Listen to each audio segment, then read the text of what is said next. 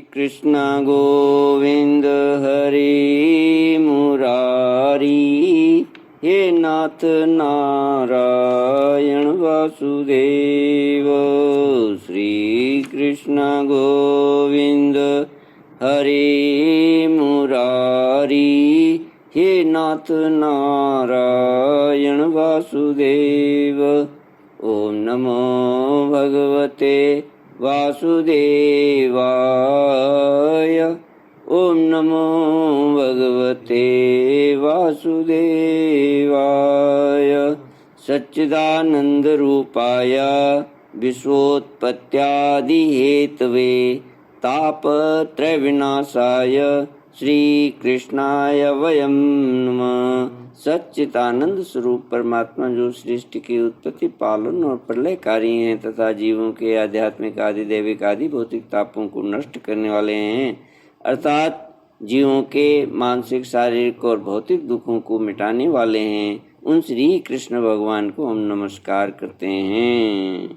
श्री कृष्ण गोविंद हरे मुरारी, ये नाथ नारायण वासुदेव।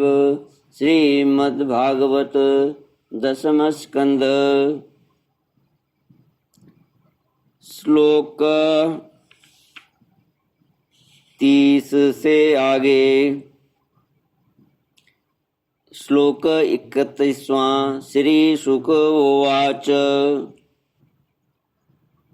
एवं ब्रुवाणा विरहातुरा वृषं व्रजस्त्रियः कृष्णविषक्तमानसाः विसृज्य लज्जां रुरुदु स्म सुस्वरं गोविन्द दामोदर माधवेति। स्त्रीणामेवं रुदन्ति नामुदिते सवितर्यथ अक्रूरश्चोदयामास कृतमैत्रादिको रथम्। गोपास्तमन्वसजन्त नन्दाध्यासकटैस्तत आदायोपायनं भूरि कुम्भान् घोर ससंभृतान। श्री सुखदेव जी कहते हैं, परीक्षित, गोपियां वाणी से तो इस प्रकार कह रही थीं, परंतु उनका एक एक मनोभाव भगवान श्री कृष्ण का स्पर्श, उनका आलिंगन कर रहा था। वे विरह की संभावना से अत्यंत व्याकुल हो गईं और लाज छोड़कर हे गोविंद, हे दामोदर, हे माधव, इस प्रकार ऊंची आवाज से पुकार पुकार कर सुललित स्वर से रोने लगी। गोपियां इस प्रकार रो रही थीं। रोते रोते सारी रात बीत गई। सूर्योदय हुआ। अक्रूर जी संध्या वंदन आदि नित्य कर्मों से निवृत्त होकर रथ पर सवार हुए और उसे हाँक ले चले। नंद बाबा आदि गोपों ने भी दूध, दही, मक्खन, घी आदि से भरे मटके और भेंट की बहुत सी सामग्रियां ले लीं तथा वे छकड़ों पर चढ़कर उनके पीछे पीछे चले। इसी समय अनुराग के रंग में रंगी हुई गोपियां अपने प्राण प्यारे श्री कृष्ण के पास गईं और उनकी चितवन, मुस्कान आदि निरख कर कुछ कुछ सुखी हुईं। अब वे अपने प्रियतम श्याम सुंदर से कुछ संदेश पाने की आकांक्षा से वहीं खड़ी हो गईं। यदुवंश शिरोमणि भगवान श्री कृष्ण ने देखा कि मेरे मथुरा जाने से गोपियों के हृदय में बड़ी जलन हो रही है, वे संतप्त हो रही हैं। तब उन्होंने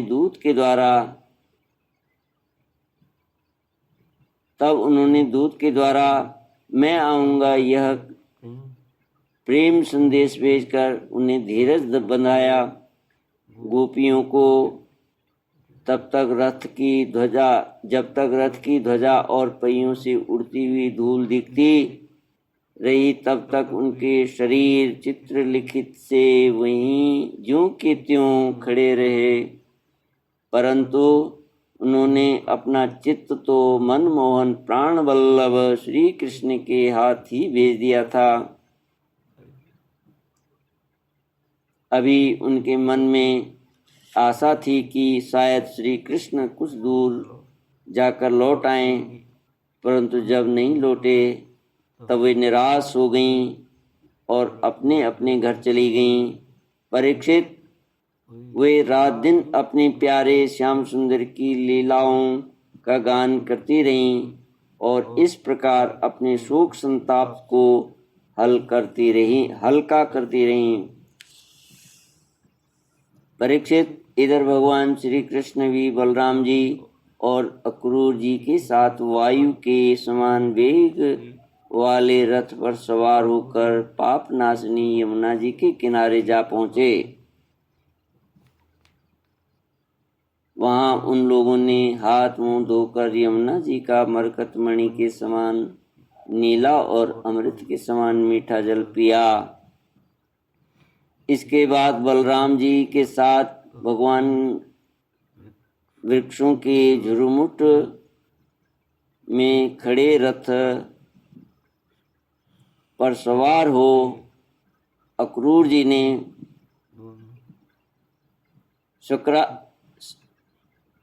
झुरमुट में खड़े रथ पर सवार हो गए। अक्रूर जी ने दोनों भाइयों को रथ पर बैठाकर उनसे आज्ञा ली और यमुना जी के कुंड अनंत तीर्थ या ब्रह्महृद पर आकर वे विधि पूर्वक स्नान करने लगे। उस कुंड में स्नान करने के बाद वे जल में डुबकी लगाकर गायत्री का जप करने लगे। उसी समय जल के भीतर अक्रूर जी ने देखा कि श्री कृष्ण और बलराम जी दोनों भाई एक साथ ही बैठे हुए हैं। अब उनके मन में यह शंका हुई कि वसुदेव जी के पुत्रों को तो मैं रथ पर बैठा आया हूँ, अब वे यहाँ जल में कैसे आ गए?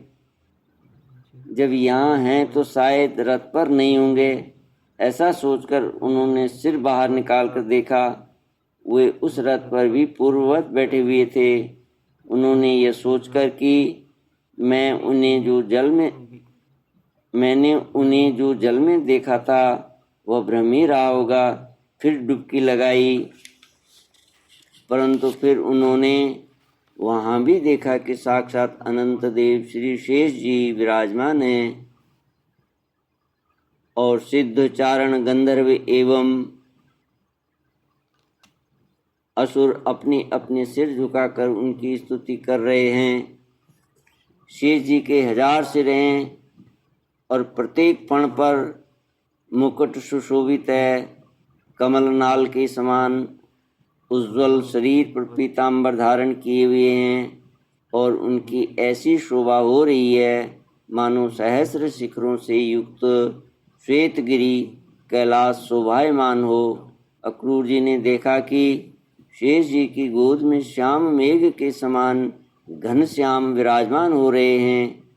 वे रेशमी पीतांबर पहने हुए हैं, बड़ी ही शांत चतुर्भुज मूर्ति हैं और कमल के रक्त दल के समान रत्नारे नेत्र हैं। उनका वदन बड़ा ही मनोहर, उनका वदन मुख बड़ा ही मनोहर और प्रसन्नता का सदन है। उनका मधुर हास्य और चारु चितवन चित्त को चुराए लेती है। भौहें सुंदर और नासिका तनिक ऊंची तथा बड़ी ही सुगढ़ हैं। सुंदर कान, कपोल और लाल लाल अधरों की छटा निराली ही है। बाहें घुटनों तक लंबी और हृष्ट पुष्ट हैं। कंधे ऊंचे और वक्ष स्थल लक्ष्मी जी का आश्रय स्थान है। शंख के समान उतार चढ़ाव वाला सुडौल गला, गहरी नाभि और त्रिवल्ली युक्त उदर पीपल के पत्ते के समान शोभायमान है। स्थूल कटी प्रदेश और नितंब हाथी की सूंड के समान जांघें, सुंदर घुटने एवं पिंडलियां हैं। एड़ी के ऊपर की गांठें उभरी हुई हैं और लाल लाल नखों से दिव्य ज्योतिर्मय किरणें फैल रही हैं। चरण कमल की उंगलियां और अंगूठे नई और कोमल पंखुड़ियों के समान सुशोभित हैं। अत्यंत बहुमूल्य मणियों से जड़ा हुआ मुकुट, कड़े, बाजूबंद, करधनी, हार, नूपुर और कुंडलों से तथा यज्ञोपवीत से वह दिव्य मूर्ति अलंकृत हो रही है।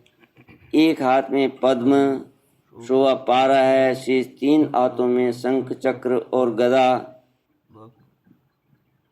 वक्षस्थल पर श्री वत्स का चिन्ह, गले में कौस्तुभ मणि और वनमाला लटक रही है।